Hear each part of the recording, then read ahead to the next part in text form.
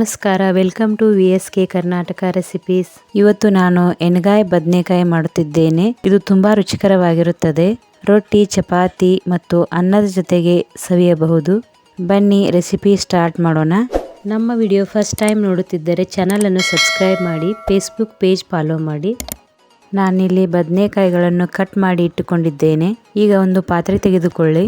ಅದರಲ್ಲಿ ಬದನೆಕಾಯಿಗಳನ್ನು ಹಾಕಿ ಚೆನ್ನಾಗಿ ಫ್ರೈ ಮಾಡಿಕೊಳ್ಳಿ.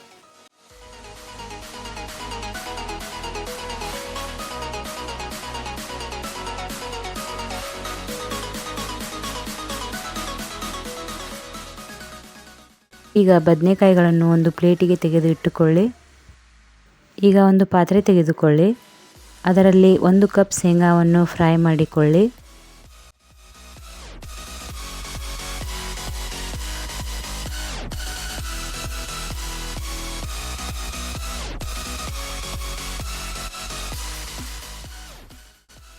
ಈಗ ಅದೇ ಪಾತ್ರೆಯಲ್ಲಿ ಅರ್ಧ ಕಪ್ ಎಳ್ಳನ್ನು ನಾನು ತೆಗೆದುಕೊಂಡು ಫ್ರೈ ಮಾಡಿಕೊಂಡಿದ್ದೇನೆ.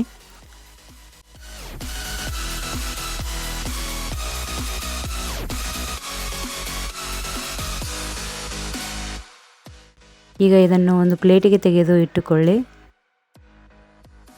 ಈಗ ಇದರ ಜೊತೆ ಸ್ವಲ್ಪ ಒಣ ಕೊಬ್ಬರಿಯನ್ನು ಸಹಿತ ನಾನು ಫ್ರೈ ಮಾಡಿಕೊಂಡಿದ್ದೇನೆ.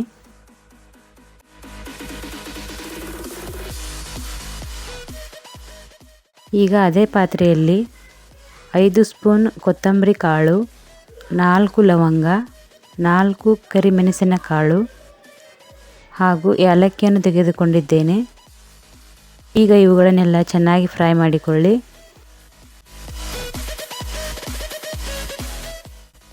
ಇಲ್ಲಿ 2 ಈರುಳ್ಳಿಯನ್ನು ಕಟ್ ಮಾಡಿ ಫ್ರೈ ಮಾಡಿಕೊಂಡಿದ್ದೇನೆ.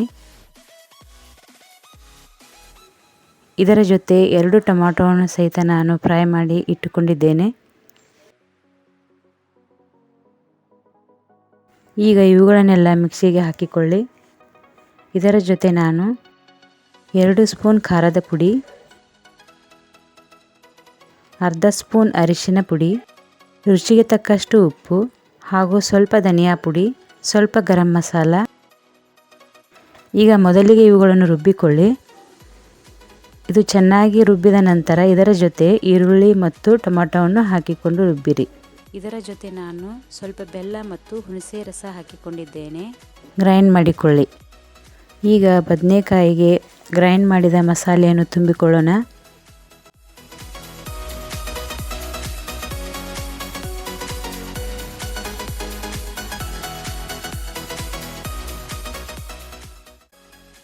ಈಗ ಒಗ್ಗರಣೆಗೆ ಒಂದು ಪಾತ್ರೆಯನ್ನು ತೆಗೆದುಕೊಳ್ಳಿ.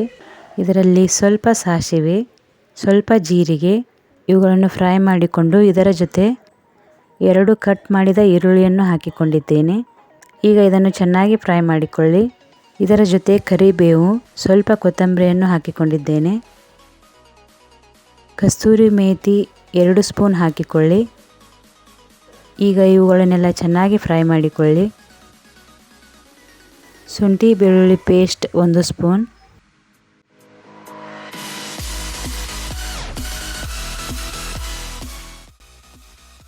ಇಂಗು ಸ್ವಲ್ಪ.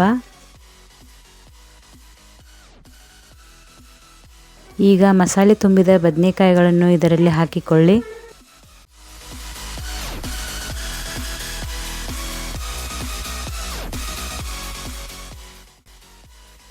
ಇದರ ಜೊತೆ 2 ಸ್ಪೂನ್ ಖಾರದ ಪುಡಿಯನ್ನು ಹಾಕಿಕೊಂಡಿದ್ದೇನೆ. ಇದರಿಂದ ಎಣ್ಗಾಯಿ ಪಲ್ಯದು ಕಲರ್ ತುಂಬ ಚೆನ್ನಾಗಿ ಬರುತ್ತದೆ. ಉಳಿದ ಮಸಾಲೆಯನ್ನು ಇದರ ಜೊತೆ ಬೆರೆಸಿಕೊಂಡು ಸ್ವಲ್ಪ ನೀರನ್ನು ಬೆರೆಸಿಕೊಳ್ಳಿ.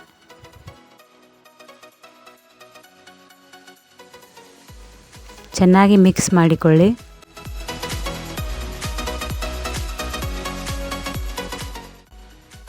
ಈಗ ಬದನೆಕಾಯಿಗಳು ಚೆನ್ನಾಗಿ ಬೇಯುವವರೆಗೂ ಕುದಿಸಿಕೊಳ್ಳಿ. ಈಗ ಬದನೆಕಾಯಿ ಎಣ್ಗಾಯಿ ಸವಿಯಲು ಸಿದ್ಧವಾಗಿದೆ. ಈ ರೆಸಿಪಿ ನಿಮಗೆ ಇಷ್ಟವಾದರೆ ಲೈಕ್ ಮಾಡಿ, ಶೇರ್ ಮಾಡಿ, ಕಮೆಂಟ್ ಮಾಡಿ ಮತ್ತು ಮರೆಯದೆ ಈ ಚಾನಲನ್ನು ಸಬ್ಸ್ಕ್ರೈಬ್ ಮಾಡಿ, ಫೇಸ್ಬುಕ್ ಪೇಜ್ ಫಾಲೋ ಮಾಡಿ. ಮುಂದಿನ ವಿಡಿಯೋದಲ್ಲಿ ಮತ್ತೆ ಬರುತ್ತೇನೆ. ನಮಸ್ಕಾರ.